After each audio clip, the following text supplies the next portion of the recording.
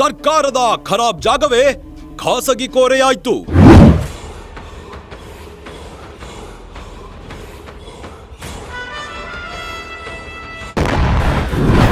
ದಾಖಲೆ ನೋಡದೆ ಕಣ್ಮುಚ್ಚಿ ಪರ್ಮಿಷನ್ ಕೊಟ್ರು ಅಧಿಕಾರಿಗಳು.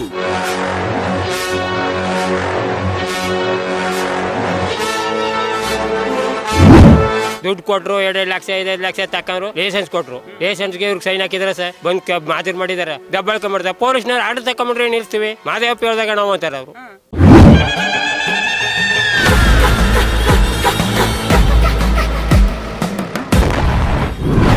ಬೇಗೂರು ಹೋಬಳಿಯಲ್ಲಿ ಭೂ ಹಗರಣದ ವಾಸನೆ.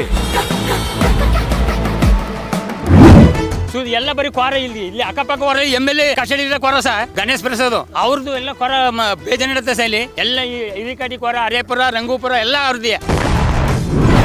ಅರೇಪುರ ಗ್ರಾಮದಲ್ಲಿ ಬಯಲಾಗ್ತಿದ್ಯಾ ಭೂದಂಧೆ.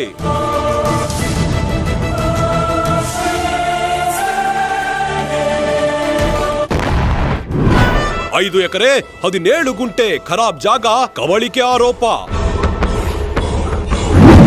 4 ಕುಟುಂಬದ ಜನங்களுವೆ ನಾವು ಒಂದು 20 ಸೀಟ್ ಐತಿ, ಎಮ್ಕ ಮಕ್ಕ ಮಕ್ಕಳನ್ನು ಕರ್ಕೊಂಡು ಇದೇ ನಮ್ದು ಜಮೀನು, ಒಳಗೋಗಿ ಕೂತ್ ಬಿಡ್ತೀವಿ, ಅದು ಹೆಂಗೆ ಆರಿಸಿ ನೋಡ್ತೀವಿ ಸರ್. ದಟ್ಟ ಧೂಳಿಂದಾಗಿ ಬೆಳೆಗಳಿಗೆ ಆಕ್ರಮಣದ ಪಾಶ ಆವರಿಸಿದೆ. ಧೂಳು ಕಲ್ಲು ಬೀಳ್ಸವ, ನಮಗೆ ಈಗ ನೀರು ನಿಂತೋಗ್ಬಿಡ್ತದೆ ಸರ್. ಅದೇ ಎಲ್ಲರೂ ಹೋಗಿ ನಾವು ಪ್ರಾಣ ಬಿಡ್ಬೇಕು ಸರ್, ನಮ್ಗೆ ಇನ್ನೇನು ಇಲ್ಲ, ಪ್ರಾಣ ಬಿಡ್ಬೇಕು ಸರ್, ನಮ್ಗೆ ಇನ್ನೇನು ಇಲ್ಲ, ಪ್ರಾಣ ಬಿಡ್ಬೇಕು ಸರ್, ನಮ್ಗೆ ಇನ್ನೇನು.